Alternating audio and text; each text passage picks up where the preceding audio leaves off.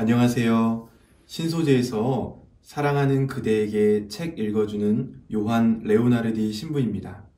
신부들이 소개하는 재밌는 콘텐츠 신소재에서는요, 사랑하는 그대에게 책 읽어주는 신부라는 제목으로 바쁜 삶을 살아가는 여러분들에게 영적 독서를 소개하고 몇 부분을 읽어드리는 채널입니다.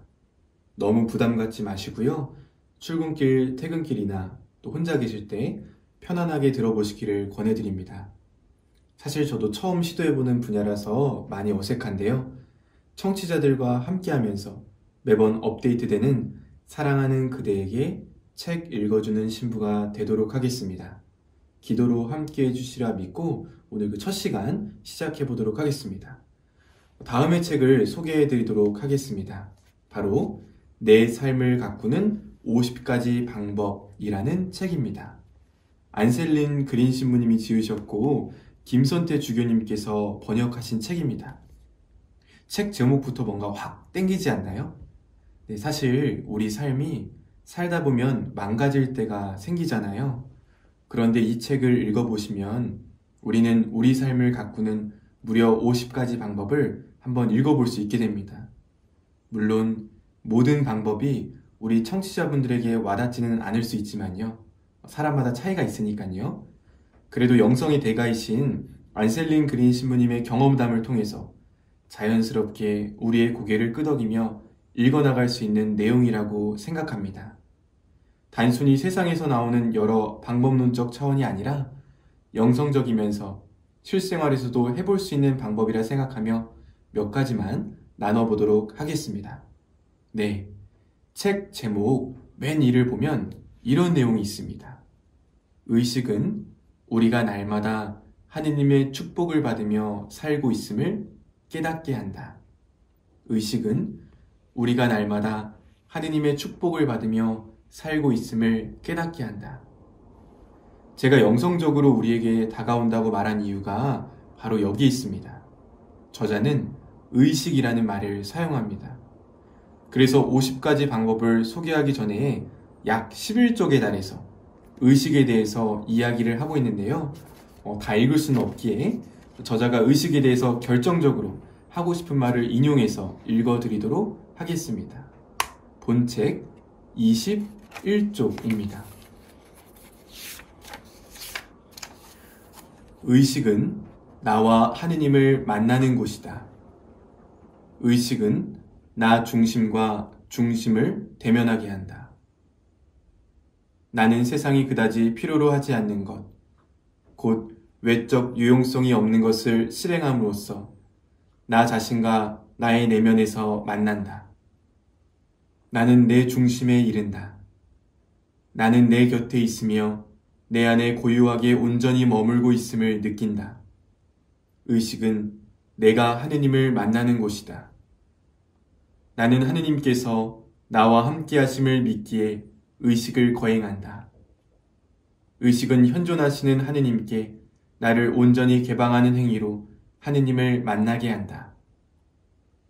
나는 의식을 거행하면서 자신과 하느님한테서 더 이상 도망치지 않고 고요히 머물며 더욱 굳건해진다. 또한 내면에서 들려오는 소리에 귀 기울인다. 하느님께서 나를 감싸 안으시며 무엇인가를 말씀하심을 굳게 믿는다. 네, 의식이라는 단어가 생소할 수 있습니다.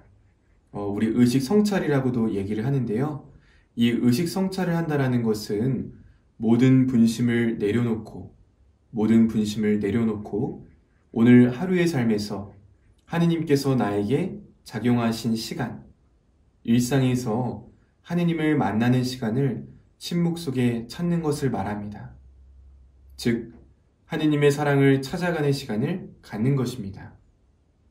노트에 기록하는 것도 좋은 방법이고 또 몸에 익어지면 이 안에서 얻게 되는 것들이 나날이 풍성해집니다. 자, 안셀린 그린은 이렇게 의식에 대한 설명을 하면서 우리 삶을 가꾸는 50가지 방법을 전개합니다.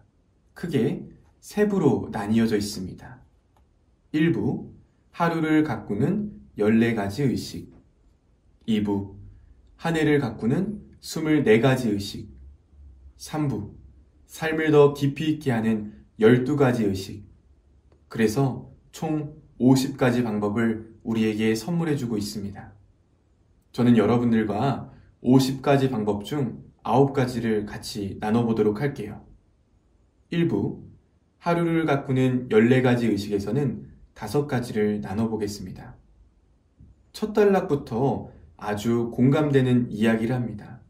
제가 한번 읽어드리겠습니다. 본책 24쪽부터 25쪽의 내용입니다. 하루하루가 손살같이 지나간다. 시간은 덧없이 지나고 하루를 시작했다 하면 어느새 다음 날이다. 우리는 새날을 허겁지겁 맞이하고 저녁에는 지친 몸을 침대에 누인다. 우리는 그날의 신비를 의식적으로 대면하며 살지 않지만 의식은 이를 반대하고 저항한다. 많은 현대인은 주변의 기대를 채워야 한다는 강박관념을 살고 있다. 사실 한결같은 기대를 가지고 있는 것은 식구만이 아니다. 친구와 고용주, 단체와 교회, 또는 정치 공동체도 기대를 가지고 있다. 그런데 기대만 채우는 사람은 곧바로 이용당하고 쉽게 지쳐버린다. 네, 사실 너무 기능적으로 살고 있는 현대인들에게 하루하루는 나를 더 가치 있게 만들기보다는 더 소모되게 하고 결국 삶의 의미, 삶의 가치를 잃어버리게 합니다. 늘 강박관념에 시달린 우리들은 매일 아침 하루가 시작될 때 벌써 짜증, 스트레스, 피곤함으로 시작됩니다. 그런 의미에서 저자는 이렇게 말합니다. 내 삶을 가꾸는 방법 하나, 하루를 축복하다. 본책 27쪽입니다. 아침에 일어나 어려움과 갈등을 겪는 모든 이에게 축복을 기원하라. 축복하는 마음은 사람들에 대한 생각을 바꾸게 한다. 그대는 축복이 힘을 북돋우는 걸 느끼며 그대가 축복한 사람들을 다르게 대할 것이다. 이왕이면 축복으로 시작하는 것 어떠신가요? 사실 저주하고 미워하는 마음은 오히려 우리를 더 지치게 만들고 힘 빠지게 만듭니다. 물론 상대방도 전혀 변하지 않습니다. 반대로 축복을 해준다면 분명 우리는 희망을 발견할 수 있고 무엇보다 나 자신에게 상처를 주지 않게 됩니다. 하루 눈을 뜰 때 성호경을 긋고 하느님 감사합니다. 하느님 오늘도 제가 만나는 사람들을 축복합니다. 라고 마음속으로 새겨보세요. 분명 우리 삶을 가꿀 수 있는 방법이 될 수 있을 겁니다. 이렇게 하루를 시작하면 기분이 참 좋을 것 같아요. 축복 가운데 하루를 시작하지만 때로는 삶의 여러 가지 시련들로 인해 금방 지쳐버릴 때도 있고 다시금 원망의 마음으로 살아갈 때도 생기기 마련입니다. 사실 저 역시도 그렇습니다. 좋은 마음으로 시작하지만 금세 잊어버리고 살아갈 때가 많죠. 그럴 수 있는 우리들에게 안셀린 그린 신부님은 또 하나의 방법을 제시해주고 있습니다. 내 삶을 가꾸는 방법 2. 사이사이에 휴식하다. 본책 31쪽입니다. 신부님은 이런 이야기를 하셔요. 사람들은 제대로 휴식하지 않는다. 먹을 때도 일하고 휴식 시간마저 일을 손에서 놓지 못한다. 하지만 나는 하루의 긴 휴식 시간을 새롭게 보낼 수 있다. 오전 간식 시간과 점심 후 휴식이 그렇다. 어떤 사람은 음식을 즐긴다. 의도적으로 천천히 먹으며 음식 맛을 즐긴다. 또 어떤 사람은 휴식하며 호흡을 가다듬기 위해 몇 분 동안 바닥에 눕거나 안락의자에 편안히 몸을 기댄다. 우리 각자만의 방법이 있을 것 같아요. 여기서 필요한 건 용기 있는 결단입니다. 완전 공감되지 않으십니까? 일을 과감히 내려놓고 내 자신의 모습을 가꾸면 좋겠습니다. 우리가 일을 통해서 나의 가치가 드러날 수도 있지만 일 중독으로 인해서 우리 가치가 훼손될 수 있다는 사실 또한 잊지 마시기 바랍니다. 이렇게 일을 잠시 멈추면서 다음의 글을 조용히 들어보세요. 내 삶을 가꾸는 방법 셋. 일하는 가운데 멈추다. 본책 40쪽부터 41쪽의 내용입니다. 고요히 앉아 시간을 느껴라. 고요함은 머물러 있음에서 나오며 시간은 그대를 위해 존재한다. 그대는 시간을 온전히 차지한다. 이제 호흡을 바라보라. 시간은 호흡과 더불어 지나간다. 새로운 시간이 다가온다. 새로운 시간은 선물이 된다. 지난 시간은 지나간다. 아무도 건드리지 않은 예측할 수 없는 시간이 다가왔다. 고요 속에 머물러라. 내면을 느껴라. 일을 멈추고 그대 안의 거룩한 공간을 느껴라. 거룩함은 세상과 동떨어진 것이 아니다. 거룩함은 시간을 뛰어넘는다. 머물러 있음은 스스로 시간 너머에 있는 것을 붙잡는 것이다. 모든 시간을 뛰어넘어 순간순간 선물하시는 하느님을 붙잡는 것이다. 머물러 있음은 시간이 더 이상 무상하지 않음을 보여준다. 시간은 그대를 기진맥진하게 하지 않는다. 오히려 아무도 건드리지 않은 소중한 시간으로 다가온다. 지금 이 순간을 살아라. 시간은 그대의 것이며 하느님의 선물이다. 하느님은 모든 시간의 원천이시다. 조금 길죠? 네, 나중에 이 부분만 다시 들어보시거나 책을 구매하셔서 천천히 음미하면서 읽어보셔도 참 좋을 것 같습니다. 저도 청취자들에게 읽어드리기 전에 스스로 잠시 멈춰서 이 글을 읽었습니다. 흐르는 시간 안에서 의식하고 있다는 것, 일하면서 내가 하는 일을 잠시 멈추고 의식하고 있다는 것은 나를 지치지 않게 해주고 다시금 더 집중하게 해주더라고요.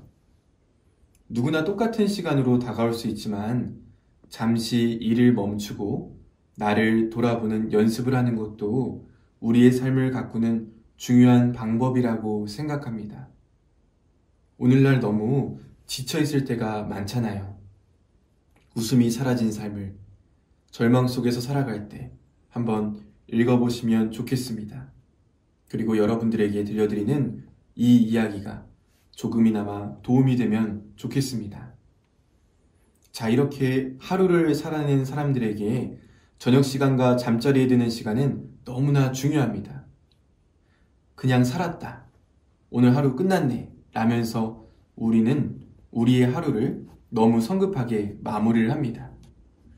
내 삶을 가꾸는 방법 넷과 다섯을 여러분들과 함께 나눠보도록 하겠습니다. 내 삶을 가꾸는 방법 넷.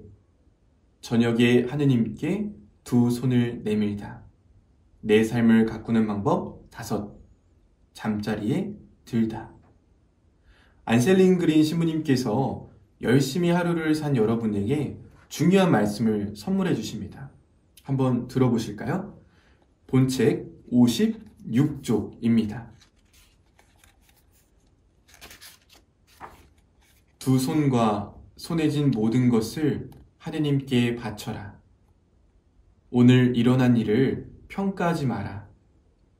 그대가 행하고 말한 것을 평가하지 마라. 오늘 하루의 어려움을 평가하지 마라. 상처와 어려움을 하느님께 맡겨라. 손에 쥔 모든 것을 그분께 내맡겨라. 그대 안에서 일어나는 변화를 천천히 느껴라. 그분께 모든 것을 내맡기면 자신을 억누르는 것과 일정한 거리를 두게 된다. 이렇게 저녁 시간을 보내도록 초대하고 저자는 다음과 같이 이야기를 하죠. 잠자리에 드는 시간을 정하라고 이야기를 하고요. 이런 이야기를 합니다. 사실 우리들은 피곤해하면서 무의식적으로 텔레비전을 시청하거나 핸드폰을 만지작거립니다. 이러한 우리들에게 잠자리에 드는 시간을 정하도록 이러한 이야기를 하는 겁니다. 본책 62쪽의 내용입니다.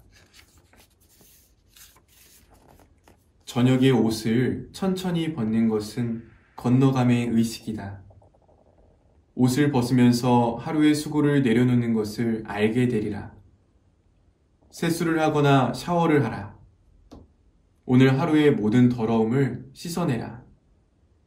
의식적으로 잠자리에 들어라. 하느님의 선하신 손길에 자신을 내려놓아라. 편안하게 자리에 누워있는 것을 즐겨라. 편안하고 따뜻한 잠자리에 누워있음을 의식적으로 체험하라. 하느님의 자비하신 손길이 그대를 보호하신다. 처음은 많이 어색할 것 같은데 저도 이 글을 쓰고 읽어보면서 또 의식적으로 가꾸고 있는데요. 확실히 달라지고 있습니다. 여러분들도 꼭 한번 시도해 보시기 바랍니다. 이렇게 하루를 가꾸는 의식 중에서 5가지를 살펴봤고 이제는 한 해를 가꾸는 의식에 대해서 2가지 정도 나눠보도록 하겠습니다. 한 해를 가꾸는 방법 하나, 잡동사니를 치우다. 특별히 저자는 한 해를 가꾸는 방법에서는 전례력을 기준으로 우리 신자들이 미사 전례를 통해서도 의식하기를 바라는데요. 저는 특별히 2가지를 나누도록 하겠습니다. 첫 번째, 잡동사니를 치우다입니다. 이런 내용이 있습니다. 본책 75쪽부터 76쪽의 내용입니다. 사순시기는 내적 자유를 수련하는 때다. 이는 먹고 마시는 일, 곧 술과 고기를 의식적으로 절제하며 시간과 일정을 결정하는 데 관계한다. 우리는 사순시기에 의식적으로 일정을 꼼꼼히 살피고 우리가 어디에 마음을 두는지 숙고할 수 있다. 우리는 일정표를 보고 자신에게 많은 것을 요구한다는 것을 깨닫는다. 특별히 사순시기를 보내고 있는 우리들에게 필요한 말입니다. 내 안에 잡동사니를 치우시기 바랍니다. 그 잡동사니로 인해서 내가 무의식적으로 살아가는 삶의 모습에서 탈피해 보시기 바랍니다. 한 해를 가꾸는 방법에서는 영명축일에 대해서도 나오는데요. 한번 읽어드리도록 하겠습니다. 우리에게 필요한 내용 같아서 읽어드릴게요. 저자는 다음과 같이 이야기합니다. 페이지 125쪽입니다. 그대는 우연히 이름을 갖게 된 것이 아니다. 부모님이 그대를 위해 깊이 생각해 이름을 지었다. 부모님이 그대의 이름을 부른다. 이름은 인생의 좌우명이며 그대를 위한 계획이다. 이름은 그대를 성장하게 하고 그대의 고유함에 이르는 형상이다. 이것이 하느님께서 새겨주신 그대의 고유한 모습이다. 그대가 영명축일을 기념한다면 주보 성인에 대해 체험하려고 노력하라. 성인사전에서 이름이 어떤 어원을 담고 있는지 찾아보고 이름에 얽힌 전설이나 실례 또는 성경 말씀을 읽어라. 그대 이름을 부를 때 내면에서 들려오는 소리를 들어라. 그런 다음 하느님께서 이름을 부르신다고 상상하라. 네, 사실 우리는 영명축일에 대해서 잘 모를 때가 많죠. 저 역시도 요한 레오나르디라는 세례명에 대해서 자세히 몰랐는데 신학교에 들어가면서 알게 되었습니다. 아, 내 주보성이는 이런 분이셨구나 하면서 알게 되었죠. 여러분들도 굿뉴스에서 여러분의 성인이 어떤 분이신지 찾아보시고 한번 의식적으로 노력해 보시면 좋겠습니다. 분명 주보성이는 우리의 주된 보호자이시기 때문에 우리를 보호해 주시고 기도해 주십니다. 그 점을 기억하신다면 우리 삶이 더욱 성숙될 수 있을 것이라 생각합니다. 이 외에도 제2부에서는 사순, 부활, 위령의 날, 성탄 등 전례시기에 맞춰서 우리가 의식적으로 성찰해 볼 수 있도록 24가지 방법을 알려주고 있습니다. 필요한 분들은 골라서 읽어보시거나 시기에 맞춰서 읽어보시는 것도 좋겠습니다. 마지막 3부는 삶을 더 깊이 있게 하는 12가지 의식입니다. 이 부분에서는 제목처럼 더 깊이 있는 글을 만나게 되는데요. 특별히 화해에 관련된 부분입니다. 우리는 살아가면서 화해한다는 것이 얼마나 어려운지 몸소 느끼실 것 같습니다. 더 나아가서 나 자신과 화해한다는 것은 가장 어려운 숙제 같습니다. 어렵죠. 자기 자신을 향해 고발하고 죄책감에 빠지기도 하고 안셀린 그린 신부님은 이 모든 것으로부터 작별하라고 이야기합니다. 신부님께서 이렇게 이야기를 해주셔요. 본책 137쪽입니다. 묵상하고 기도할 때 골방이나 그대가 편안하게 느끼는 곳에 고요히 앉아라. 자신의 죄책감을 살펴라. 자신을 질책하는 것은 무엇인가? 죄책감 이전에 자신에 대한 상이 자리 잡고 있는가? 자신을 고발하는 모든 행위에서 벗어나라. 자신을 고발하거나 변명하지 마라. 있는 그대로의 모습을 지녀라. 하느님의 사랑과 자비에 있는 그대로 내맡기고 자신을 용서하라. 그러면 그대의 죄는 복된 탓이 되리라.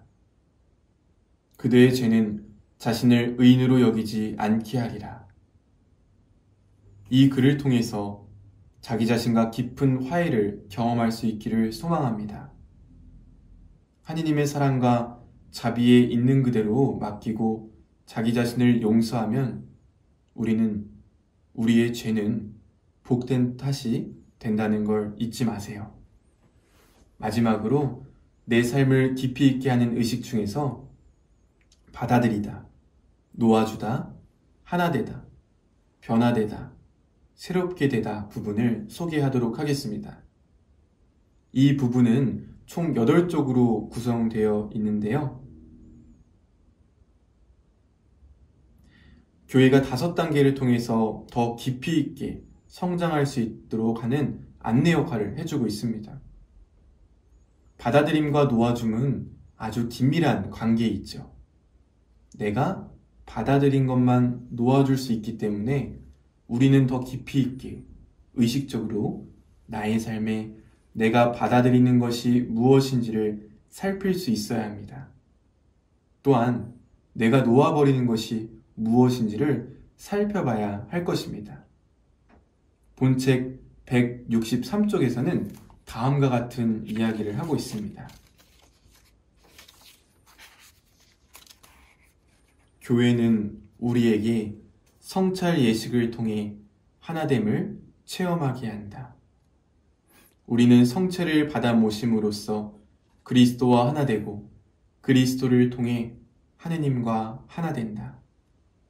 네, 이러한 과정은 마치 우리가 미사 때 봉헌하는 성찬례를 통하여 그리스도와 하나됨을 준비하게 합니다. 우리 미사를 떠올리면 쉽게 이해할 수 있는 부분이죠. 성찰을 통해서 우리 자신이 받아들인 것을 내려놓고 그 안에서 그리스도를 받아들임으로써 하나가 되는 것. 사실 우리가 성체를 모시기 전에 하는 예식과 같습니다. 우리는 성체를 모심으로써 그리스도 안에서 변화되는 겁니다. 본책 165쪽에 이런 내용이 있습니다. 우리는 자신의 고통과 수고를 잔에 담아 하느님께 바친다. 그러면 하느님께서 당신 사랑으로 변화하신다. 우리는 잔에 포도주를 담아 때때로 공격적 감정이나 모욕당하고 상처 입은 감정이 뒤섞인 사랑을 바친다. 우리가 평소에 드리는 미사의 내용인데 이렇게 들으니까 새롭지 않습니까? 방금 말씀드린 내용을 우리 마음에 새기고 미사를 드린다면 분명 우리 의식 가운데서 함께 하시는 하느님을 깊이 체험할 수 있을 겁니다. 마지막으로 변화를 통해서 하느님께서는 우리 가운데서 새로움을 선물로 주고 계십니다. 과거에 얽매일 것도 아니고 지금 이 순간을 새롭게 시작하면서 하느님의 이끄심에 우리의 또 하루를 살아가게 됩니다. 오늘 녹음을 마무리하면서 이런 생각을 하게 되었습니다. 오늘날 바쁘게 살아가는 사람들에게, 사는 것이 아닌 사람들에게 이 책이 큰 도움이 될 것 같다. 이런 생각을 해봤습니다. 그리고 미움 속에 빠진 사람들에게 내 입에서 축복보다는 나쁜 생각들과 나쁜 말들이 나오는 사람들에게도 이 책은 큰 도움이 될 것 같습니다. 요즘 우리가 살아가는 세상 만만치 않죠. 미움이 가득한 세상입니다. 신앙인으로서 이 책에서 여러 방법들 읽어보시고 의식적으로 실천하신다면 분명 큰 도움이 될 것이라고 생각합니다. 네, 정말 많이 생소하셨죠? 네, 이렇게 책을 소개하고 읽는 방식이 저도 처음이라서 많이 어색한데요. 처음에 말씀드린 것처럼 다양한 방법으로 여러분들과 함께 하도록 하겠습니다. 지금까지 사랑하는 그대에게 책 읽어주는 신부 그 첫 번째 책, 내 삶을 가꾸는 50가지 방법이었습니다. 감사합니다.